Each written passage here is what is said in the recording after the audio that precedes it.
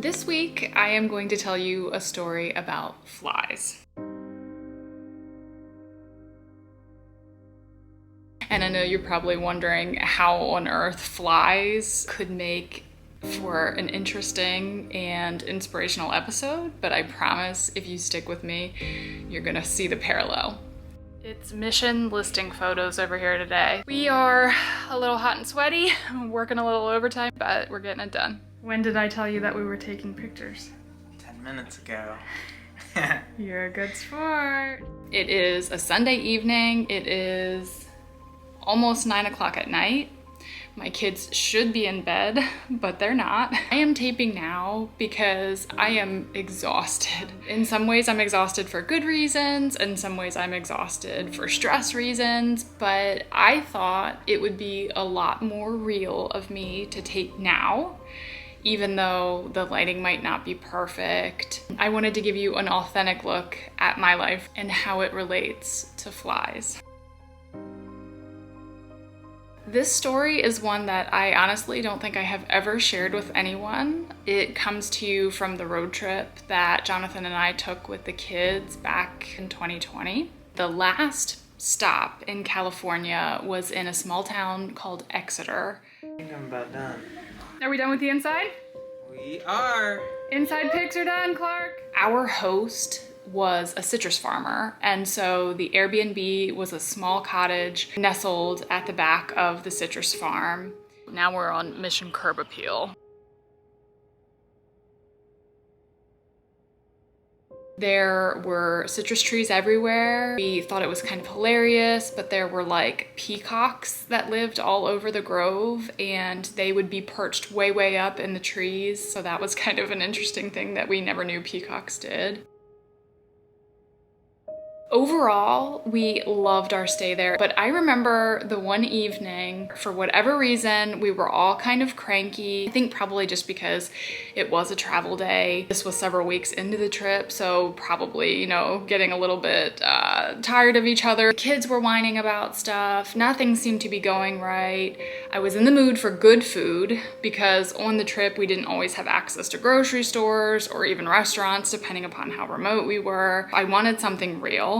But at the same time, even little things, little costs here and there, when you're gone for that long, they add up. We have two properties to look at this weekend. They're very different. The first property was a little bit over 5 acres. There were huge rock structures on it. That property was very one of a kind.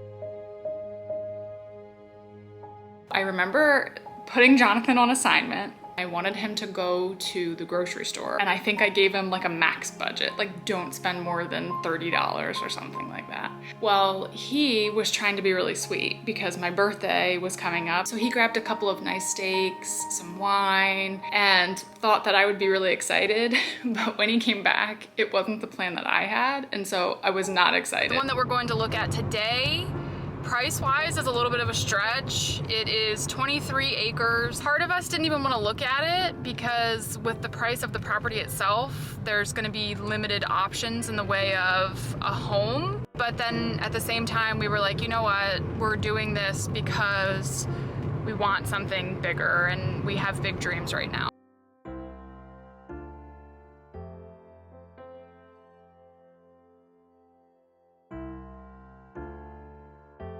And at this point in the story is where you will meet the fly. Jonathan was grilling the steaks over the fire out front. We were coming in and out. And in that short period of time, I bet you that there were at least 50, maybe like 100 black houseflies in this tiny little cottage.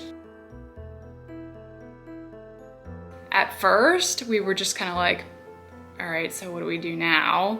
We sent a message to the owner and explained what happened. And while we were waiting to hear back from her, we sat down to eat our dinner. And there are flies everywhere. They're landing on our plates, they're landing on us, they're landing on our food. It just added to the sour mood.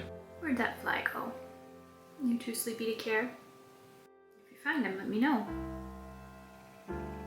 we got dinner cleaned up. We got a message back from the Airbnb host. I have a fly strip that you can hang up, and I also have some fly swatters, and she told us where to find them, which we quickly did. We got the kids ready for bed, and Jonathan and I came out into the main room with fly swatters in hand and just started going after the things. At first, it just kind of felt good and cathartic to get our anger out, almost like one of those anger rooms where you go and you like smash stuff. As we swatted those stupid flies, it just all melted away. I truly think that I laughed harder with Jonathan hunting and swatting flies than I did at any other point on that trip. I tell this story because something so frustrating and so seemingly unfun in the moment ended up being a story that I treasure and I will never forget. This week, I was reminded of this fly story over and over and over again. Number one, I have been stalked by flies this week. In case you ever question your sanity again, please know that I am currently following a housefly and filming it. It just flew past my head. Oh my word. I don't know if you saw that. You're probably gonna think I'm crazy, but it wasn't a housefly. It was another little bug that just flew past my face. But as it turned out, this was a very fitting week for me to be tormented by a fly, because there were a lot of things this week that really felt not fun. Not fun at all. Seeing this fly reminded me of the story in California, where a situation that started out as one that was really annoying and frustrating actually ended up being a lot of fun and so funny. We have had a busy week and a busy weekend. We've been having some car issues lately. Jonathan and I have cars that are aging. It's been a little frustrating and discouraging because we just spent $500+ a couple of weeks ago, and that was even money that we spent to do the work ourselves. And then this weekend, when we were on our way home from a showing, one of our brakes was locked up. So Jonathan and Clark are currently out in the garage fixing that. I just got interrupted by the boys, but I wanted you to see them before they head out on a test drive here. Come closer and show your hands and your face. Do you see his? All right, 917, get moving. Yeah. I still have to get my shower. Oh my word, yes you do. Put your leg up here. No. There's a lot of things that are going to be happening here in the next couple of days. Friday, the house is going to be listed as coming soon. And then the following weekend, our house is going to go live and we will have showings. It's kind of crunch time right now. And again, none of this part feels very fun. It's a little stressful, it's a lot of work, it's a lot of things to anticipate. I mean, is it fun to go look at properties? Yeah, it is sometimes.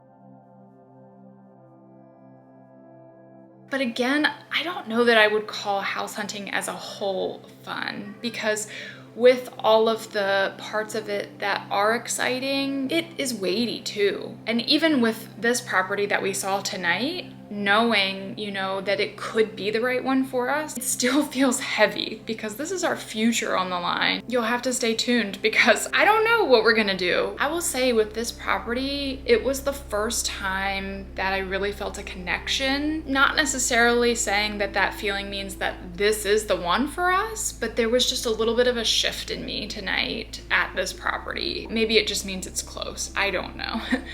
All of the logistics of selling a home, they're not really that fun. And then, you know, when unexpected things happen, like your brakes fail, costs like that are really not fun either. I couldn't help but feel this week that every time I see this gosh darn fly, it's just a reminder to me. I look forward to finding out whatever the story is that we make out of these moments that don't feel very fun right now. We're gonna have to specify Noof not included because he doesn't want to move. and he wants to be a part of the pictures. So the next time life gives you flies, I hope that you will throw at them the most fun and hilarious fly swatting party that you can. Let the unfun thing turn into something better than you can imagine. My husband, yeah, a little bit red. That was a lot red. Jonathan just ran a red light, so we're waiting for sirens. Really quick. Why did it take me until the end of shooting to see that I have 2 cardboard boxes sitting on my bench right there ruining my shot?